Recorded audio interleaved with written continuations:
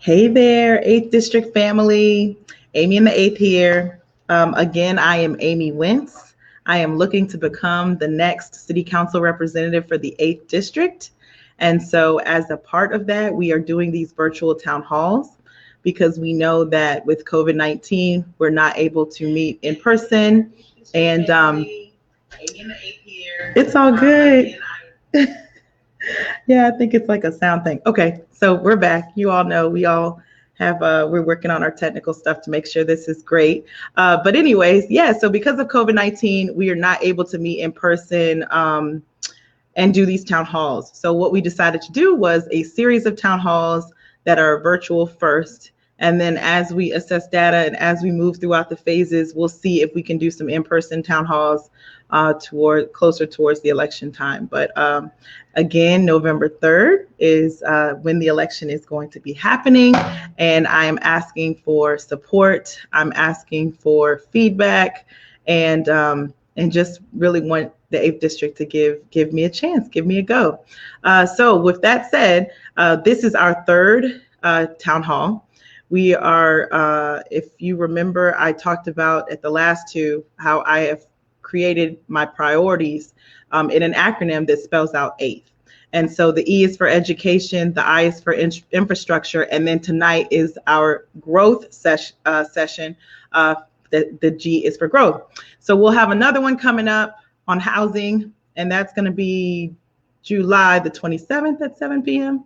So we'll look to see you there for that one. That's going to be really good. We'll talk all things housing.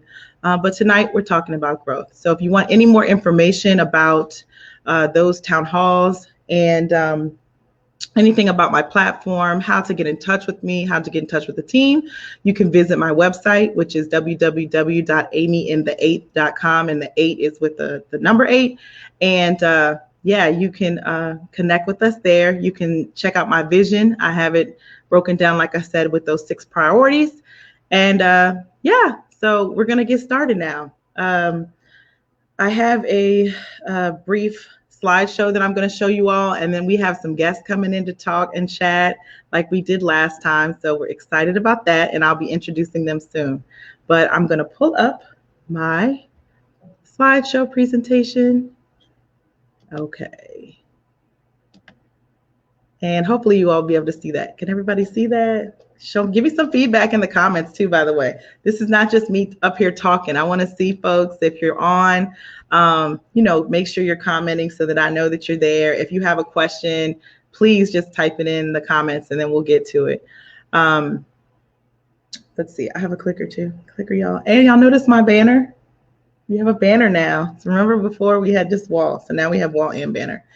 All right, so we're just gonna talk a little bit about growth by planning. Okay, so I was a member of the Economic Development Working Group with the Richmond 300, which kind of helped me be part of a planning process. Of course, I've done planning with work and other things, but as far as the city is concerned, and it really just enlightened me on the importance of planning and the importance of taking action on those plans. And so I just wanted to kind of give a brief overview about planning in the city, things that I've researched and just some things that I've noticed that we could probably improve on. So the first is, and if I look to the side, you all, it's because I have multiple screens, so it's okay. So yes, so first, the consolidated plan. That's a plan that happens every 5 years, and it kind of works off of the master plan and kind of keeps it updated. And then we have city ordinances where we focus on zoning, subdivisions, and like capital improvement projects. And those are things that if I was on city council, would be managing those types of plans. Then we also there is a economic revitalization of South Richmond plan that was just submitted, I think it was in 2019. And that kind of talks about our corridors and some of our key areas and a group of folks plans on how to revitalize economic development in the area. The one thing I noticed, though, when I was reviewing and looking at the plan is that I did not see but one 8th District resident. And the plan covers the 8th and 9th districts. there was only one 8th district resident on the planning commission, the group that was, that created the plan. So I think that's something that we can improve on right there, is that if we're going to be talking about Southside, we definitely need to have Southside representation on those groups that are working on it. And then, as a lot of people know, I think today is the last day that they're taking input on the Richmond 300 plan, and I'll put a link to that up so that people can see that. But yeah, that is the city's master plan that will take us all the way out to 2037. So that's huge, and that's key. So one of the ideas and the things that I want to do is, we have a lot of amazing civic associations here in the 8th district. And what I would like to do is have them to create mini master plans for their area as well, and kind of prioritize what they like to see in their neighborhoods. And so maybe if we can focus on three key things or 3 priorities in that area and create a plan for that space, then that's something that I can, as your council person, advocate for when it comes to budgeting and when it comes to, allotting resources. Because as we talked about last week in the infrastructure town hall, that is one of the things that kind of drives projects in a certain area. So if we have civic associations that are already aware of the issues that they have there, they know that they have speeding on a specific street, or if they have an area of the stormwater utility that's just not working for them, or areas where they like to see signs, it would be good to hear from the people who are in those neighborhoods. And then that's basically how I want to kind of do my planning, is based on theirs. So that's that. And also, it's just important to know, and learning this through the Richmond 300 process too, is that it's in the actual state code and the city code that we have to make plans. So the city and the city is responsible by law to create plans, and so that is why planning is really important. These are just some of the reasons why in the Code of Virginia, what the planning is supposed to do. And you can just read over those. I'm not going to just go through every one of them, but I just wanted to kind of show that this is why it's important as well. And then here is the actual Richmond City Charter, Chapter 17, that talks about what we're supposed to do when we're looking at planning. And as you can see, a lot of the things on these lists, we have a lot of issues with these particular items in Southside.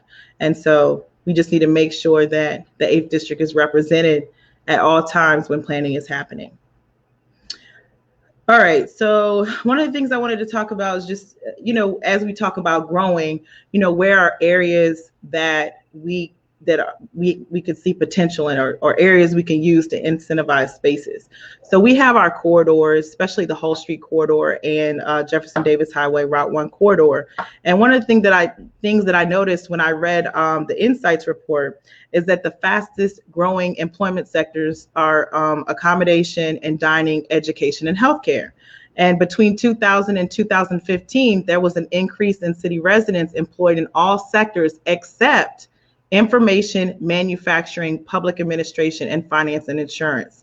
So, knowing this, that might be an area where we could focus on our corridors as being like, hubs for those particular industries that we're not necessarily seeing growth in. So that was one of the ideas that I had as well. Current and past incentives to kind of help spur growth. So the city has had these incentives, and some of them are still in existence now, to try to kind of help with growth. Enterprise zones, if you've heard about those, care grants. This is when they take a certain specific area of the city and they incentivize that particular area to kind of bolster growth, get businesses to come and invest in the area, etc. The tax abatement programs. So recently, it has been reported and some data came out about how those programs don't necessarily reach all the way over into our district. And a lot of the people who are taking advantage of those programs live in other and more affluent areas. And so really trying to come up with programs and working with state legislators to create programs that are really going to benefit people who have been committed to the 8th district and who are, who want to remain. Facade improvement programs, like just beautifying areas. The mayor has an opportunity fund. And there's also like historic rehabilitation tax credits. And I know that there was, you all remember I kind of led a, I'm not going to say rebellion against, because we all, of course, want to have historic, learn from our historic history and uplift historic districts. But there was a particular district that was going to be created in Blackwell. And as we researched the data for that specific district, we saw that I think it was like 82% of the people that take advantage of those programs make over $100,000 a year. And so when you're talking about incentivizing areas for growth, it's like, who are we incentivizing to grow? We want to make sure that 8th district residents are growing. And so as we look at these programs, we're just making sure, one thing I would do as a representative is just ensure that any program we do, that there is a disparity study so that we know how it negatively impacts people who are lower income or So and then there's a couple other programs on here as well. If you have any questions about any of these, just hit me up, because I've been studying and researching them, so I could tell you more about it, but I want to get through the presentation. So other things too that I noticed, there were 2 plans specific to Southside that were on the city's website. And one of them was the Old Manchester Neighborhood Plan that came out September 1997. And then there was a Blackwell Revitalization Plan that came out in November 1996. And both of them came out in 1996, one in September, one in November. I don't know if you've been to Old Manchester lately, but most, if not all of those parts of those plans have, been, they've been rolling. Okay. Some of them I would say, we're good. And some of them, it would be up to people's opinions on that. But one thing that sticks out is that the Blackwell Revitalization Plan, which encompassed a lot of community members and a lot of community voices, a lot of the things that they were promised in that plan, and we can link the plan. Should I do that? I can do that when, what I'll do is when my first guest comes up, I will link the plan so that you all can see for yourself that a lot of the promises that were made in that plan, they were never acted upon. So I think that would be one of the things that I would first look at is like, okay, let's just look at what was promised before and see where we stalled, why we stalled, and try to see if we can take action from there. Oops, let me go back. And let me just say too, these are areas that are right next to each other. So there's no reason why, one shouldn't have been done over the other. Anyways, okay, moving on. So this is one of those graphs or images, graphics that kind of made me pause when I looked at this. This is the Health Opportunity Index, and so if you look closely, you'll see that it's measuring a person's opportunity to live a long and healthy life, okay, by where they live. And if you notice, it says, they have the highest, that's the longest that you live, high, middle, low, and lowest. And lowest is the lightest color. I just want to focus in. Can I point? Am I able to use my mouse to point? Yeah. Okay. Look, this is our district, you all. This is the 8th district, and we are encompassed entirely by the lowest, the color that represents the lowest. That is frightening. That's alarming. And the fact that this isn't like, this is front page news, y'all. This is not, an entire district should not look like this. So this is definitely an opportunity area for growth. And we are actually going to do a health and safety town hall. That's the last town hall. And so we're going to talk about all of this in depth, but I'm just showing you these are some of our opportunities for growth. We definitely need to grow in the area of ensuring that our residents are leading healthy lives and that we are living long lives. And it doesn't make any sense that you can just live a few miles up the road and live longer. Like that's just not cool. Opportunity for growth. The other one is our public facilities. So if you look at this, and again, this is from the insights report that was used in the Richmond 300 process. If you look at this slide here, you'll see this is where the city owns property, city libraries, schools, fire stations, police stations, and then other public parks and areas. A lot of times cities use these types of facilities to kind of spur growth in certain areas.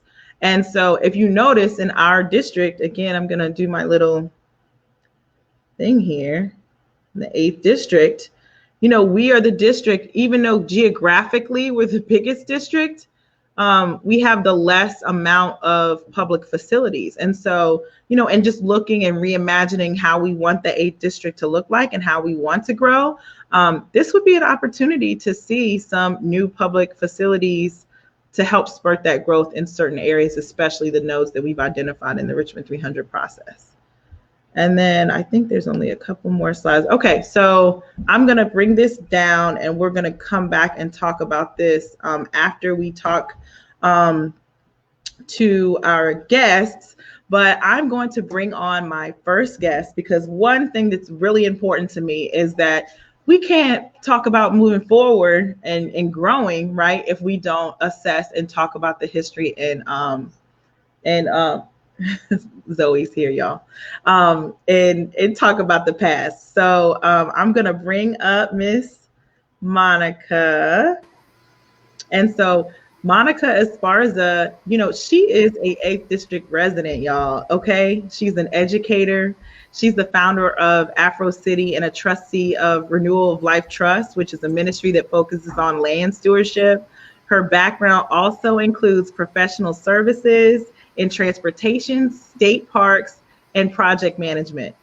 Pilgrimages to sacred pyramids and ports in the Americas and Africa inspire her progressive interpretation of historic sites and work in land advocacy. And listen, let me just these are the people that we have working around us. You know what I mean? There's no reason why the 8th district can't be in higher heights when we have these types of assets and resources right here in our district. So Monica, welcome. Thank you for coming. Welcome. Thank you so very much for having me. It's such a pleasure, and thank you so much for laying out all the information for the plans, the master plans, because it's so important. Our health and liberty is why we're here, and your observations of us having that talent already in the district, I think is so very important. So very important.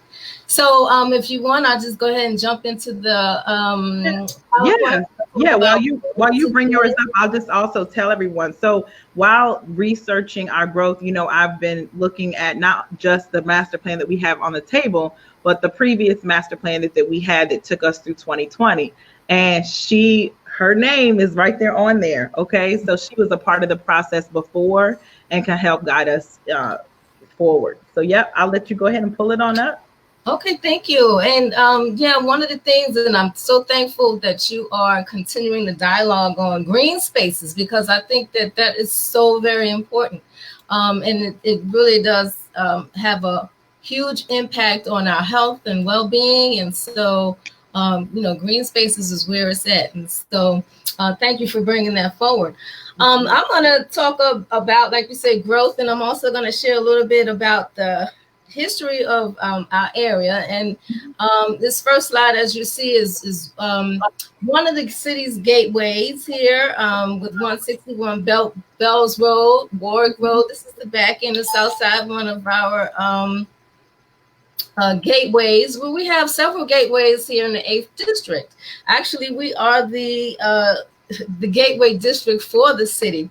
As you know, Route 1, or you may know that Route 1 sits on the Meridian, which is part of our transportation and industry networks. Meridian is a causeway of magnetic energy, and it's where Richmond really got its start. If you look at the Meridian for the city, you'll also see that the railroad runs along the Meridian. Route 1 runs along the Meridian. Our I-95 highway runs along the Meridian. And many of our ports came from this commercial and trade energy sort of center. So we have the town of Warwick, which now sits in Chesterfield, but Warwick Road, which is in our district, that's where we get the name from. Mm-hmm. Also, the town of Manchester was another commercial center where they manufactured clothing, shoes, and meal. And I'm so thankful that you talked about manufacturing, because this is really where the 8th District Foundation is. And also, Broad Rock is historically known as a colonial racetrack, but it got its name because there was a broad rock, which was situated on this mound or hill that is in the Broad Rock District. You may know that the Broad Rock District has one of the higher elevations in the city, McGuire Hospital. And one thing I noticed, Monica, in looking at the previous master plan, is that they actually called, it was like you had Manchester and you had Broad Rock. Like they called this whole area, even where I live, Broad Rock. So I thought that was really interesting. Right. And part of I think, and I have yet to do this, I've said I've always wanted to do this, is follow the tributaries. I know that this whole region includes the Chesapeake Bay preservation area, but also the South Side is known for its waterways. There are a lot of underground streams and water sources, but like I said, they're underground, so you don't see them so very much. Okay, so the whole district, when we think of the district, we have to think of it in terms of land, and what used to be here, and then economy. So if you follow the etymology of economy, it means home, and it goes back to our ecology and our land. And I think a lot of times when we think of development or master planning for a city, we forget that we actually do live, on spaces of greenway, less so than in former decades, but still, this is what it once was. And the economy is, about natural resources, capital resources, human resources, and technology. And we have all of those things right here. Yes. All of those things. So I want to, I thought this was a great way to remember what we used to have. At the Whole Street Festival one year, I was there and had a table. I was asked to ask the participants about what you remember from the district from long ago. And this one really stuck out for me. It was somebody who came up and said, I said, are you talking about right here? They said, yeah, I remember when my grandmother had chickens, hogs, tobacco, and the biggest garden in the neighborhood. And it was so big that they had to give food away. And so again, the 8th district, though we are known for industry. And commerce, it was once and not such a distant future. I mean, a distant past. A lot to do with agriculture and green spaces. So I too went and looked at the master plan and picked out some things that really struck me that I want to sort of talk about. And like I said, I wanted to highlight that agricultural piece, because here we are in 2020, and the master plan is telling us that 2 in 5 residents do not have access to quality food. The master plan is telling us that the median. Hold on a second, Monica. Let me just make sure that we can see your Okay. Can you try to hit to try to expand it so that we can? Okay, let me see. because it's cutting off a little bit, and I want to make sure that folks see this. Okay. You know what? It's probably just this old PowerPoint. Oh, okay. Well, you know what? Do it like this. Put it up like this, like how you have it on the screen like this. And then we'll just try to, because we want to make sure. There we go. Yeah, we'll do it that way. Okay. Okay, now you can hit that button at the bottom next to the percentage. See your percentage at the bottom right-hand corner? And then hit percentage at the bottom right-hand corner. Yep. No. Oh yeah. Oh, right okay. There. No, to the left of it. To the yeah, you can go full screen. Basically, I'm trying to get you. Yeah, go full screen. Oh, okay. There we go. Perfect. Okay, y'all. And if you see me looking back, side to side, everybody, it's because I have two screens. So I'm going to be watching along with you all. Go ahead. Okay, thank you so very much. Okay, so let's see. Okay, so this is Richmond 300 present challenges that we that these are identified in the draft master plan. So this is stuff that's right now going on. The median household income along Jefferson Davis Highway decreased by 50%. Parts of Southside experienced a decline in educational attainment. And 30% of all Richmond renters received a notice of eviction. Received a notice of eviction in any given year. That one really did floor me. Monica, this right here, this is like I mean, this is devastating.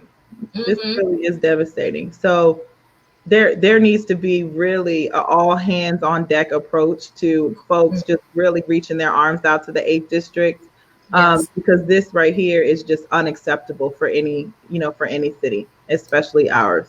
Exactly. Yeah. Okay. And of course it was not always like this. And so going back to history, now see the title here says African American schools in Chesterfield County, but this is actually this is a representation of African American schools around the region. And we have, as you already articulated, we have the talent here within the district to amend and fix many of these challenges that we face. Many of the communities that we are a part of, these very distinguished people were also a part of. So, for example, on the left right here is James Blackwell. The Blackwell community is named after the first African-American school, which was in Manchester. We have Miss Dorothy Height, who was an educator and activist dedicated to racial and women's ecology, also from Richmond. And then on this bottom side here is a very well-known economist named James Abram. And there were many, many, many, many more. But I want to talk about the Hickory Hills Training Center as it relates to all of these issues, because, and it's really ironic because I was just looking up for some last-minute facts, and Hickory Hills School, though it was a part of Richmond Public Schools long before it was merged to Richmond Public Schools, it was independently organized by James Spencer, who was one of the former principals. But in 1950, this was one of our earliest workforce development centers. And also there were, a lot of farms out here as well. And a lot of Richmond's population went through Hickory Hill School. And Blackwell, I'm not sure about Blackwell's history, whether it was a high school or not, but Hickory Hill, in fact, was a high school. And has a long, rich legacy. So there are many educators and many people who have come out of Hickory Hill School, which is located on Bells Road. And I forgot to mention earlier that Bells Road is named after a former African-American who was formerly enslaved, who got possession of a farm. And he's well known and regarded because he eliminated the tolls that were on the farm. Oh, so wow. That's where Bells Road gets its name, which sits on Hickory Hill, which so speaking of neighborhoods, so a number of neighborhoods got together and independently purchased land, and that's how Hickory Hill came to be. Okay. So even though it may seem like we have so many of these issues today, historically we have been very much a self-sustaining community. All right, district. And also, one of the things that we want to remember about our communities is that many of the housing stock that's part of our district was formerly built for corporate management to some of the industries that were in place, like Philip Morris and DuPont and some of the others. So, that's how our neighborhoods really evolved. Sort of cottage homes for the people who were working for these specific industries. And I know many still do, but at the same time, I don't think that there's enough. And let me just tell you too, Monica, as I was out before the pandemic getting signatures to appear on the ballot, I met a couple who moved here from another state, I think another country. I asked them why they settled on that particular area of Woodstock. We were in the Woodstock neighborhood, and they were telling me that they did research. Hold on one second, y'all. Come and say hi. Sorry. Everybody say hi to Zoe. Hi, Zoe. Okay, are you good? What you need? Okay, go ahead. All right, y'all. The kids are home with us all the time, and so she is Princess Belle tonight. But yeah, no, I wanted to say that he had done research and told me, he educated me on the fact that that neighborhood was actually, those houses were built by the company, and they were given to the workers that worked in the tobacco company. So I started doing my research on that too as well, and you can kind of see how they all have wells, and he was telling us that they weren't initially on the water line, and so that's why he wanted it, because he wanted to be able to have well water, and so anyways, I just thought it was fascinating. But again, that story came from he actually picked his home in the 8th district based on that history. So I thought that was kind of cool. But go ahead, back to the presentation. That's right along the lines, because as we're saying, it's a green space. It was for many years. We might be finding ourselves having environmental challenges right now, and might be affecting, might be a contributing factor to our healthcare. So, so for me, knowing this history, it's just imperative that we, like you said, focus on our healthcare and other things that will contribute to us, growing stronger economically, as well as, and I really do appreciate your emphasis on quality of life. I think it's so very important. So speaking of, I just want to highlight a couple of things also about our district. Number one, that about 50,000 working age adults live close to the port. So when we talked about the gateway, and we talked about all the different gateways that we have, one of the major gateways, and like I said, is the center of commerce and trade for the whole city. We sit in the backyard, and we have not had the opportunity to take advantage of or be a participant of this asset that is here in our community. 40% of the city, 40% of the people who live in our district live near the port. And so it should be an asset that we should, be engaged with, especially also since 30% of economic growth is attributed to exports, going back to your emphasis on manufacturing, which I think is very important, because when we see the largest employers that we have in the city, they are already focused on healthcare and technology, but agriculture and manufacturing are not some of those areas that we are, that we can plug into. And 50% of the nation's consumers and manufacturing establishment are located within 750 miles of the port. So the port is very central for the whole country, not just the 8th district, but I really think that it's a wonderful opportunity that we could leverage and enhance our community, neighborhoods, as well as, you know, all aspects of economic development.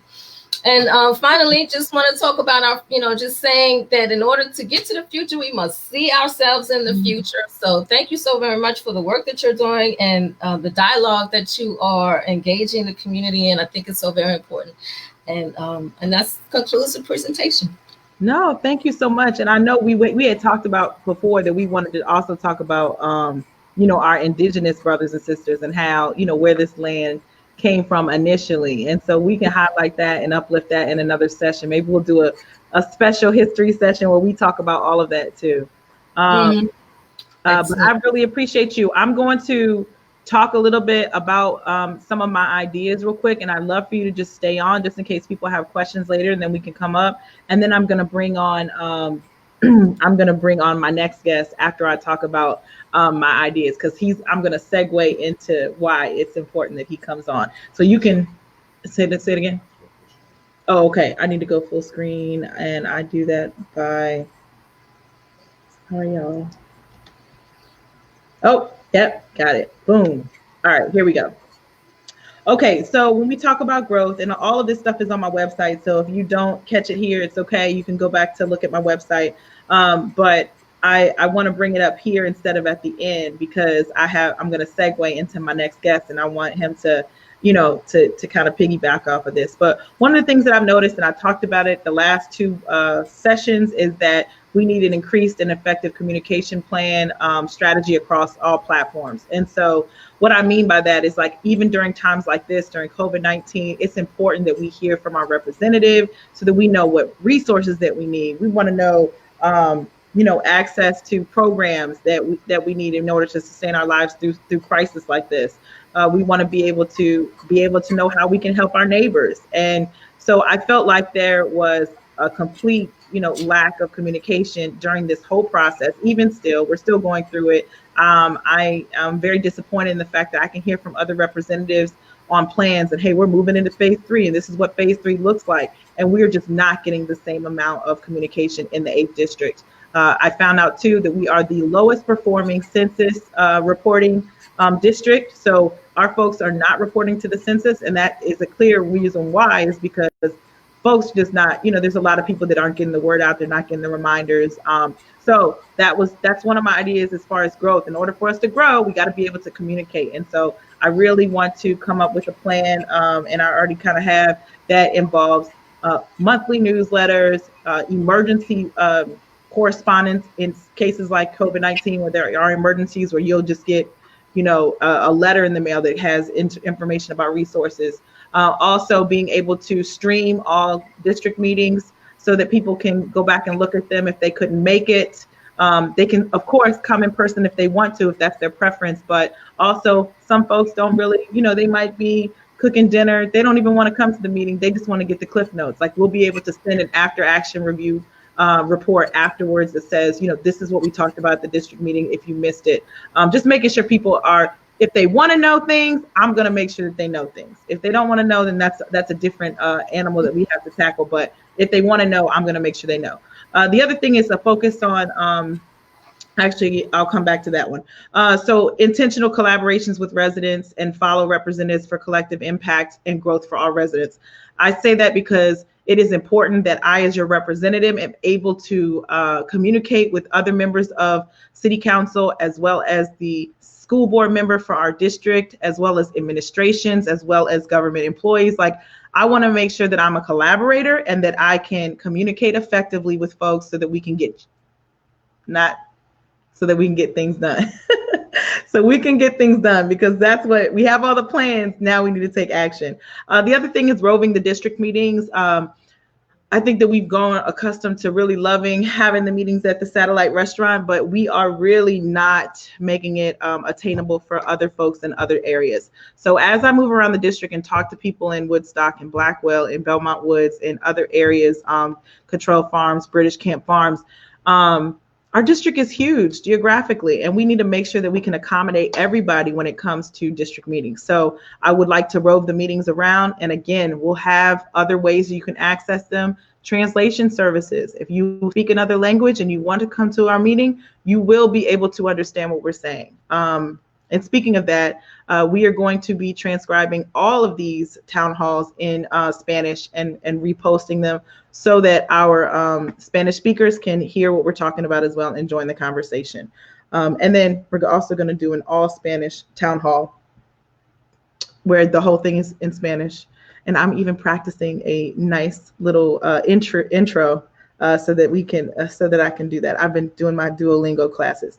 Also, identify all parks in public spaces and thriving activity centers in the 8th district. Like, it's important that we start promoting on doing, bringing some of the city's culture and climate and you know, some of the things that they're doing as a city to kind of help with entertainment, that we bring them over to the 8th district too. So exploring that, making sure that we are thriving over here. We have no festival over here. Like, I'm trying to do all that. Like, we're going to be able to access cool things and great energy right here in the 8th district without leaving. Public art for area beautification. There are so many amazing art groups here. We have like one of the, I mean, I'm just going to say it's the #1 art school. I don't really know if it is or not, but I mean, there's so many dope artists coming out of Richmond and that are here in Richmond. There is no reason why we are not helping to beautify our areas with public art and partnering with a lot of these artists. So that's one of them. And then the last one, I'm going to go back up to the second one, is focus on enhanced private-public partnerships. I really want to create an 8th district business guide. And what this business guide would do is let folks know that, hey, instead of going to this particular hardware store, you know, we have one on Raw Rock. Or instead of going to get gas at these particular places, these are our gas stations. These are where you can get, this is where you can get food. These are our grocery stores. I really want to, these are our tax businesses. These are, you know, so that we're starting to utilize the businesses that are right here, that have stood the test of time with us, that are committed to our district. We need to make sure that we have a guide that we can give back to them as well. And in addition to that, I want to make sure that all of our 8th district businesses are really being good neighbors to us as the 8th district. And so in areas where there could be some work that could be done, and maybe community groups together with businesses to kind of help beautify areas, that is something that I really want to work on. And also, it would be really awesome if they, you know, when they're posting jobs, that they could post jobs for 8th district residents first. So like maybe there's a 2-week incubator where we put a job is posted for 8th district residents, where we live and where we play, we can also work. And so then after that, if no one is applying or if there's no qualified candidate, then it becomes open to the public. So those are just some of my ideas. And I want to bring my next guest on because his story of growing up in the 8th district, and the park that he grew up in is actually not the 8th district right now, but it might be when they redraw the lines again. But I love to bring Montrell on. Hey, Montrell.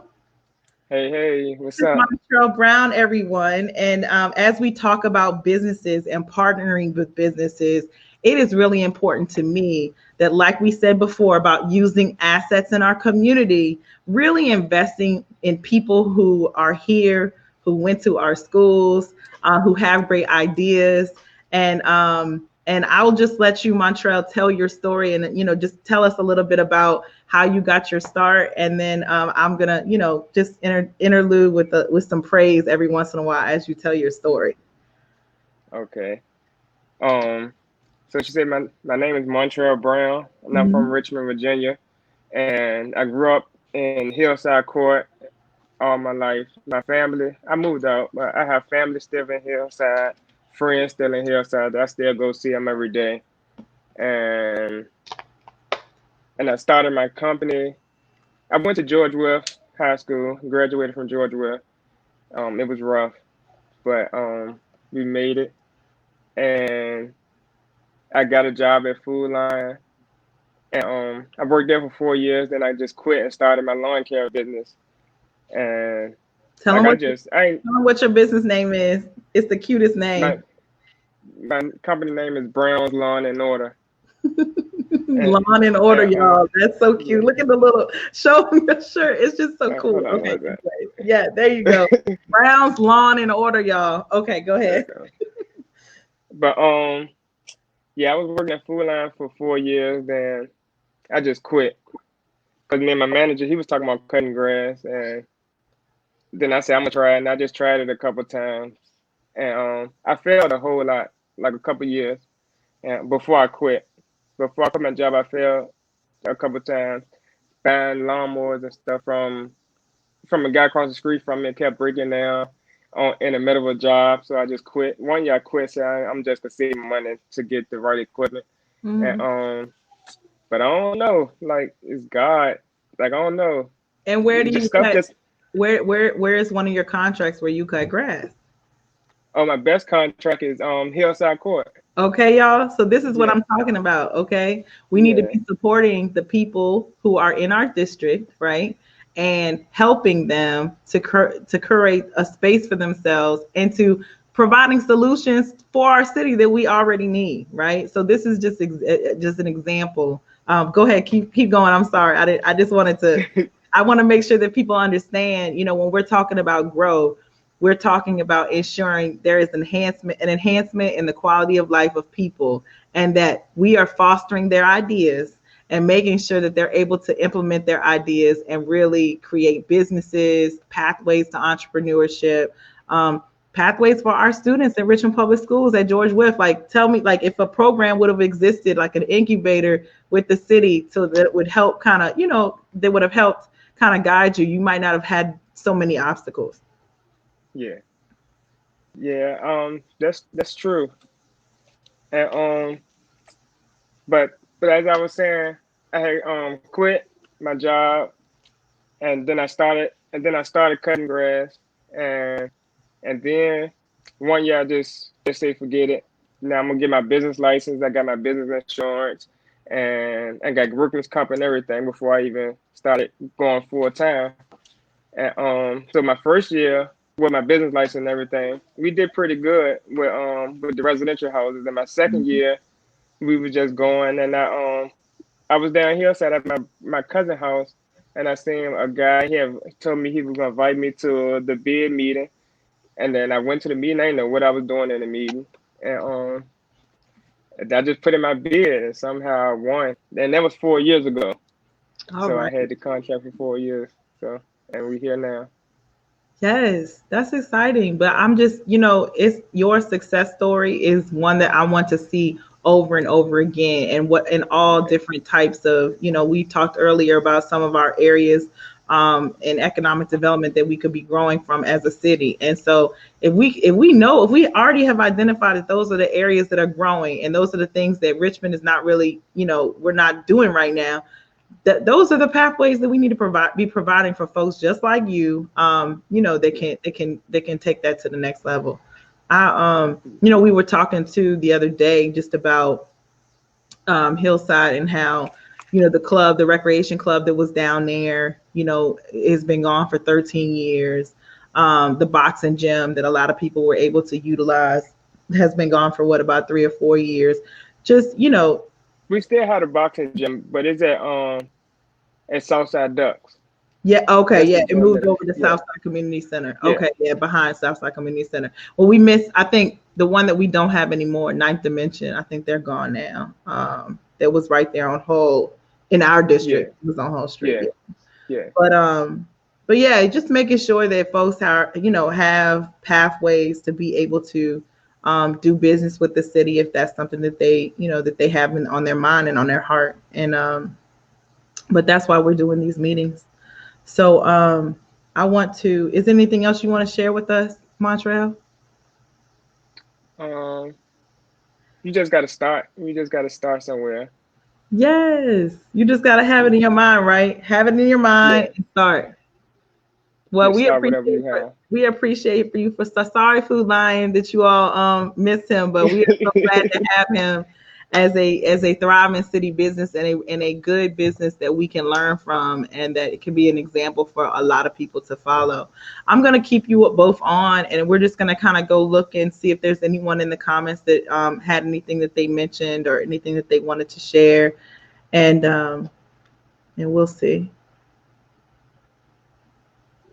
Oh, Teresa, yes. So Teresa said, when does the public comments close for Richmond 300 plans? So I believe that today, the 13th, was the last day to provide public comment via their survey. I don't know if they're going to have other ways that you can do public comment, but I'll make sure that I check into that. Do you know that, Monica? Yeah, you can go to their website, Richmond 30, and they have so many plans. So try not to be confused. But there is a place where you can go on and type your comments in on the pages that you have expressed interest, as well as just sending an email. So I presume that they will take them until midnight, although I'm not sure. I hope so, because I need to submit some myself. Yeah, well, that's what I was about to say. Maybe that's homework for us. After this, we all need to go on that plan and take a look at it. Okay, so Monica, so Kia Strudwick said that she appreciated the insights that you were providing. Thank you. In your presentation. Thank you. Thank you so much. All right. Well, while we're getting we have about 10 minutes left. I'll just say that, it's doing these town halls for me. Oh, we have another one. Oh, we have one. Patient Salgado says, do you do residential work, Montrell? Yes, we do. We commercial and residential. So one of the things, I guess I can just make a little bit of an announcement here. We have a campaign office, y'all, a campaign headquarters that we're going to be opening up soon. I'm not going to say where yet, but we're going to definitely get Brown's Lawn and Order to come out there and spruce up the area, so that when our neighbors come and have questions and want to just interact with me on a one-on-one basis with your mask and with your gloves and with all the things, that we'll be able to do that in a place that's that's fun and that's friendly. And so I'm super excited to work with you on that. That's going to be a great collaboration. And I just want to make sure that folks understand that, it's not that I am, shading any past representatives. I think that at this point, after 18 years, certain things just become, certain strategies become exhausted. And, and let me just say this, Brown's Lawn and Order, Montrell Brown, as well as Monica Esparza are not, they're here as subject matter experts. They're speaking about their experience, but they don't necessarily, they're not sharing their votes, who they're voting for with me. I just want to make sure that that's clear. And then also, oh, you know what? There is another question on here. Monica, why do we have so many trail parks in Southside? Did you mean to say trailer, Teresa? I think she meant to say trailer. Trailer parks in Southside. Well, Southside is unfortunately also historically a transient area. Mm-hmm. So because you had, like I said, the communities were built for corporations and their managers who would have turnover. And then you had a long period where you had some very established communities that would come up, residents, like it's a lot of people have been here and are here, 30, 40 years. But Southside is known also for its transiency because it has so many apartments and trailer parks. And so that contributes to why those exist, because it's one of the least expensive areas to live in the city. Perhaps I never seen that as a statistic, but I would guess so, since 27% of the population is in poverty, and also because of the what we just saw about rental evictions. And I know, as a former realtor, just looking on platforms of real estate, like you, and I guess I shouldn't say the name right now, but if you go online and look at real estate in the 8th district, you will note that many homeowners as well as renters are being evicted at unprecedented rates. Mm-hmm. So that's something that we really have to keep an eye on. So yes, we're going to be doing a housing. That's the next one. So we have the I, the E, the E, the I, the G, which today's growth. the next one that's up is H for housing. And we're going to be talking about the fact that, we are the second highest in the country for our eviction rate. That is not a best list that you want to be on. And so just trying to explore ways that we can help the administration figure out how to get us off of that list, our state legislators. And so it's alarming. It's disheartening, and we definitely need to get to work on bringing us down on that list. And can I add that I hope that as the work towards evictions move forward, that we consider incomes, because people get evicted because they don't have money. So oftentimes we focus on, like, for example, the master plan. There was a lot of emphasis on zoning for multi-use and housing development, affordable housing as it's called. I just think that we really need to focus on the creation of work opportunities. And that kind of goes right back into what we were talking about too, Montrell. It just, a lot of folks would be able to, to get out of the streets and do the right thing if they had gainful employment. And so, do you want to speak on that a little bit? Yeah. Um, Well, no, you don't have to. I was just saying, I thought you were about to say something, but no, I just, making sure that, that we're attracting the businesses that are going to pay fair wages, livable wages, make sure that they have good benefits. And those are the businesses that we want to be able to attract over here in the 8th district. So that just takes us back to, what we were talking about within partnerships and our business guide and things like that, focusing on that. All right. Well, if there's any, okay, there's some more. Okay. So do you support a name change for JD Highway? Okay. So I'm assuming this question is for me, and I'll just go ahead and go on the record to say absolutely 100% I support the name change. And I'm going to say why. Just about what we were just talking about, right? If we are trying to attract these progressive businesses, they're going to bring us livable wages and good things on this corridor and really be a community partner with us. I really don't think that we're going to attract those types of businesses that are going to want to settle on a Jefferson Davis Highway. I just really don't. I think as the city is progressing and we are removing monuments to racism and white supremacy and those supportive institutions, I just think it's time for us to change that corridor. Following the lead of Alexandria, Arlington, there are other parts of the state that have already done this. So I am 100% in support of it. And yeah, that's how I feel about that. Now, there is a list that a really good friend of mine, Adam, who's been helping me work on transportation policy, created a list with some of his partners that lists every single street, corridor, avenue, drive that is named after after someone in the Confederacy. And so I had to find that link and put it out on my page at some point. But we just have a lot of work to do as a city when it comes to rewriting righting those wrongs and how our city streets and everything were named. So yeah, that's how I feel about that. I mean, if anybody, I don't know if you all want to take a stance on how y'all feel about Jefferson Davis Highway. You don't have to. I'm assuming that question was for me.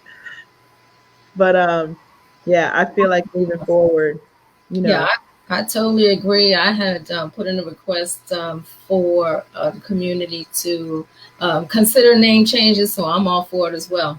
Thanks for the question. Thank you for the question. Let me see. So actually, we're coming right up on 8 o'clock. I just want to say thank you so much, Montrell Brown. Again, his business is Brown's Lawn and Order. How can people get in contact with you, Montrell, if they want to be able to? How can they? Oh, is it sound down? You can. Yeah, you can. Okay, I can hear. We're on Facebook at Brown's. We're on Facebook at Brown's Lawn and Order, and Instagram Brown's Lawn and Order. And you go the website is Brown's Lawn and Order at brownslawnandorder.com. That's BROWNSLAWNINORDER at yahoo.com. Hi, baby. We No. love the babies. So, Hi. If Joey was down here, she would be in there. What? Hi. say, You. All right. Well, thank you so much, Montrell, for coming on.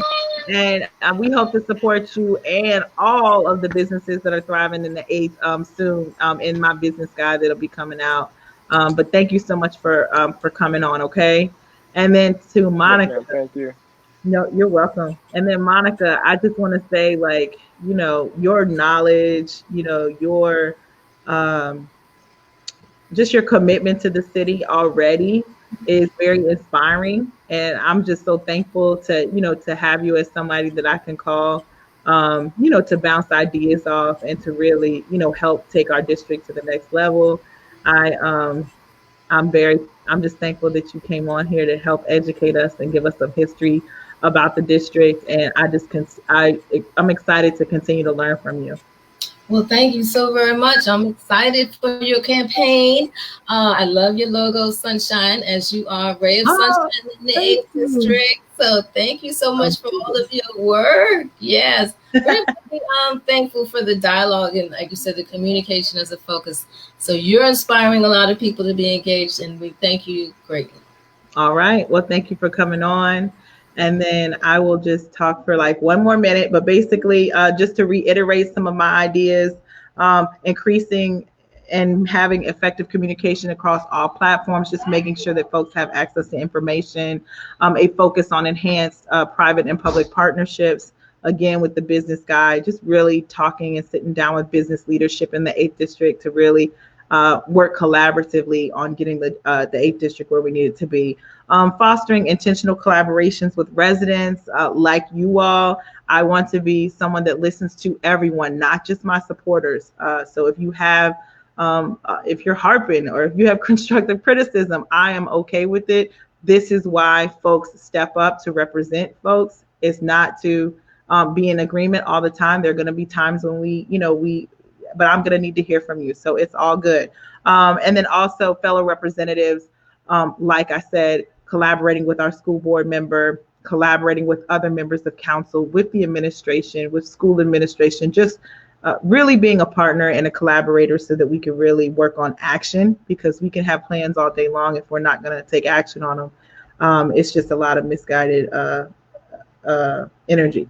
Roving district meetings around, we talked about that, making sure that folks have access, whether that's attending an in-person meeting, being able to stream it online virtually, being able to see notes about what happened later, the cliff notes for people who don't want to necessarily stick their whole foot in, and that's okay.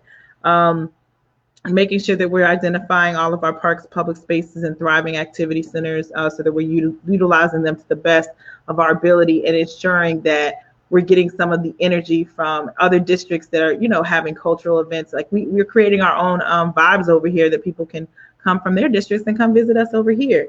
And also public art for area beautification. Have so many dope artists in the area.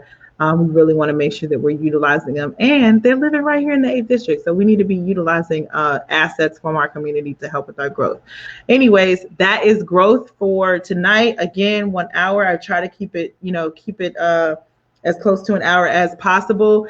I am so thankful for you all tuning in, and we'll see you on the 27th at 7 p.m. for housing. Like always, if you have any information, need any information, or want to contact me, www.amyandthe8th.com, email address info@amyandthe8th.com. We're on, Twitter, Instagram, Facebook, YouTube. All of that is amyandthe8th.com, Amy and the 8th. And then my phone number, you can even call me. So give me like 10 minutes after this, but you can call me after that, 804-446-1029. You can always call me as well. All right, I'm signing off. Thank you all so much for joining.